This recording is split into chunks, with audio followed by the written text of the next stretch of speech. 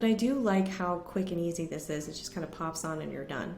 Maybe. We're going to talk about creasing in a second. Hey everybody, welcome back to the channel. I am Britt, creator of the Style Shaker. I try all these products out for you and share my honest reviews over here so you have a better idea of what to buy and what not to buy.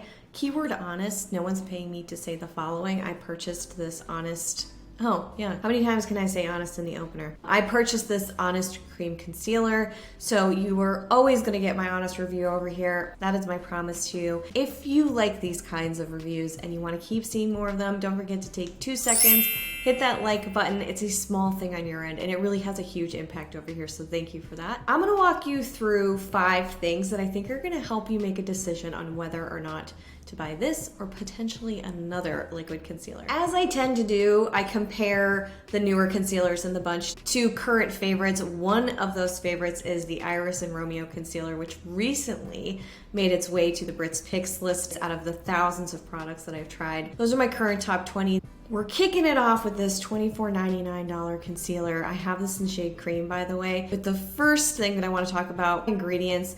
Honest Beauty has solid ingredients here. It's consciously created. This is glass packaging. There are 16 shades available. 100% post-consumer recycled plastic for the cap. There's an FSC carton, fully recyclable, so it's covering all the bases. This is a water first formula. You have moisturizing ingredients like glycerin, you have niacinamide in here, so you get a little bit of a skincare boost, which is pretty common these days. And I'll talk a little bit about the texture because sometimes that can thin out a formula, sometimes it doesn't. Shea butter, sodium hyaluronate continues to be a really nice list. However, there is a dimethicone in here, which is a silicone. Not a bad thing for everybody. My skin tends to not like it. So that means for me that I would use it primarily under the eyes and not as a multitasker, which sadly happens to be one of my favorite things to do with concealers. I love using them as multitaskers. Also, silicones are easily getting into waterways, so I try to avoid them if I can. Anyway, ingredients I don't rate, but there's nothing that's standing out except for the dimethicone. Application. The claim here is that it blends seamlessly and it is a multitasker. I already talked to you a little bit about multitasking. I already have some concealer on. I've been doing more 8-hour wear tests. So you can see how this applies. Super, super duper lightweight. Very creamy, but not thick. It's like lightweight creaminess, but not heavy. You know what I mean? Hence the word lightweight. I don't know. I'm looking for my words today, guys. It is on the thinner side, I'll say that. You can use a brush, but using fingers to press this in does the trick as well. It blends really nicely into the skin without a lot of effort, which is huge because if you have crepier skin, mature skin, or even not, and you fuss with concealer, it happens quite a bit. That tends to not be the case with this. I can press it in and it blends nicely. Look at that. It's also really good in the brightening department. Very strong brightening that I'm seeing here. The other product that I like that has brightening for concealer is the Fit Glow concealer, but that's definitely thicker. So I love that this is a lighter weight because it just doesn't look like heavy makeup. It has more of a natural look to it, which I'm going to talk about in a second. Don't think you need a sponge here. I think that that would lift too much product because it's on the thinner side. So I prefer a brush or the finger works well. Very easy, 5 out of 5 on the scorecard. Next up, coverage. This is supposed to give a medium buildable coverage. So we put on 1 layer. I would say it's on the lighter side. I'm not sure we're at medium just yet, but I will pop on a little bit more and maybe some on the outer area of the eye. I'm gonna say light to medium. Maybe a light medium. Can we say that? Is that a thing? Yeah, maybe I'll give it a medium.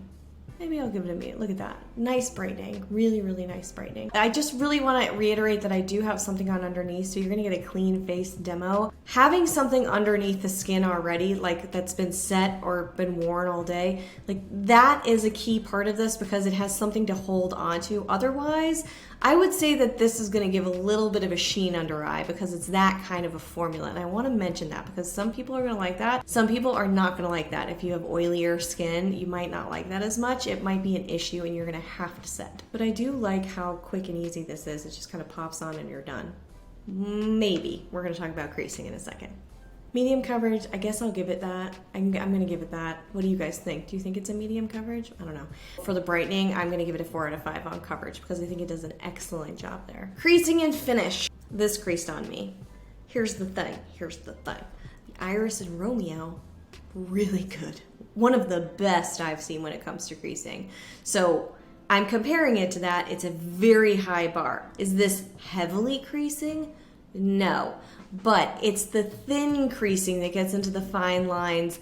And if anybody was looking at your skin after about 4 hours, 8 hours, they're gonna see it. And it almost looked like it created more lines. It settled into lines I didn't even know I had, and like that's never a fun feeling. You don't really want that throughout the day.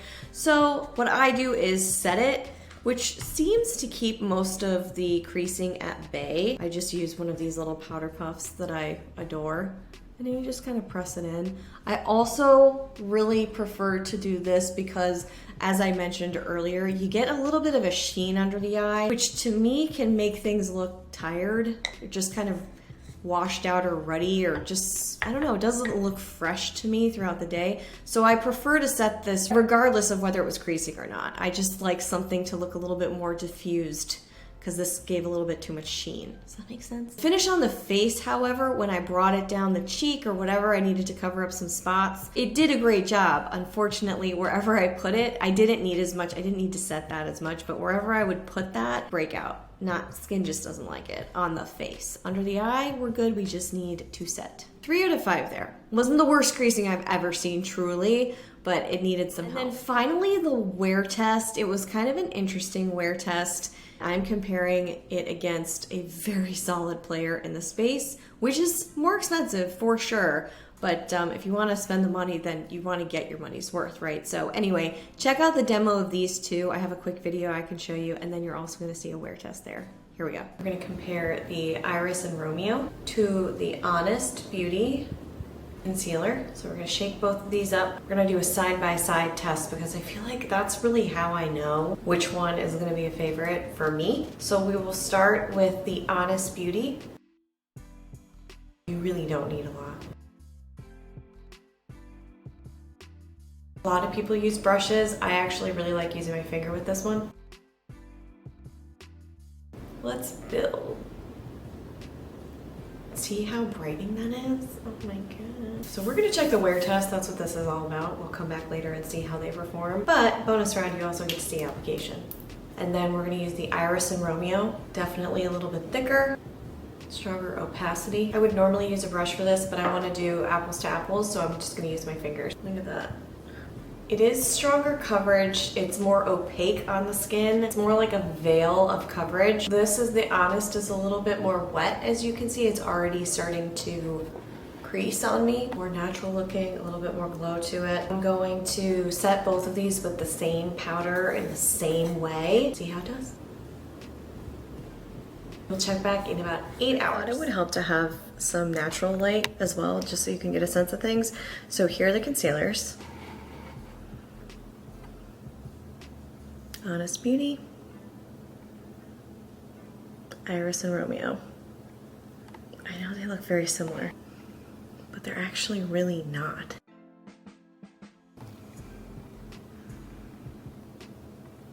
Quick comparison of the concealers. Okay, so end of day, at least 8 hours in, I want to look at the two concealers. On this side, we have the Honest concealer, and then on this side, we have the Iris and Romeo concealer. Allergies were bad, guys. Just deal with it. My eyes are a little red. The main difference here that I've noticed is that the Honest concealer, there's creasing and it almost looks like I have more fine lines than I do. I have some fine lines. I would have to press this in multiple times throughout the day to make sure that doesn't happen. The Iris and Romeo is perfect.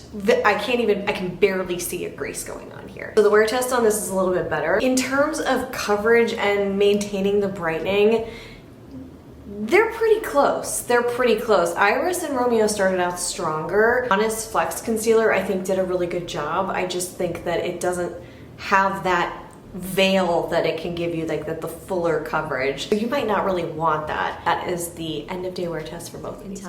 Decent wear test, not the best wear test. I still saw it settling into lines in very small, subtle ways that were not great. And then I had to set it, and then I would say the coverage kind of faded throughout the day. The coverage on the Iris and Romeo somehow faded a little bit more than I would have thought it would at this point. I think it was kind of a weird wear test for that. In previous wear tests, it held on really well. So it doesn't compete when it comes to the wear test for me with the Iris and Romeo, and especially because of the creasing. Got a 3 out of 5 on wear test. Total score here is a 15 out of 20. I really liked this concealer. Overall, I thought this was a really solid concealer for so many reasons, and I list the pros back on the website on the scorecard. I also give you alternate suggestions beyond just the Iris and Romeo if you're looking at liquid concealers. So you can check that out and do a little comparison on your own if you want to.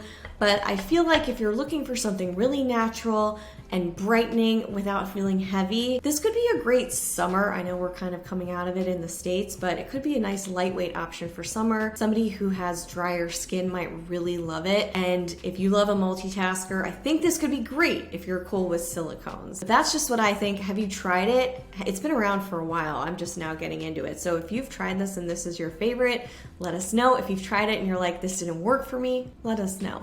And share your skin type, why it didn't work, why it did work. That context I think is really helpful over here. Thank you so much for being here. If you did find this helpful, hit that like button, subscribe so you never miss a future review, and I will see you right back here real soon. Until then, bye.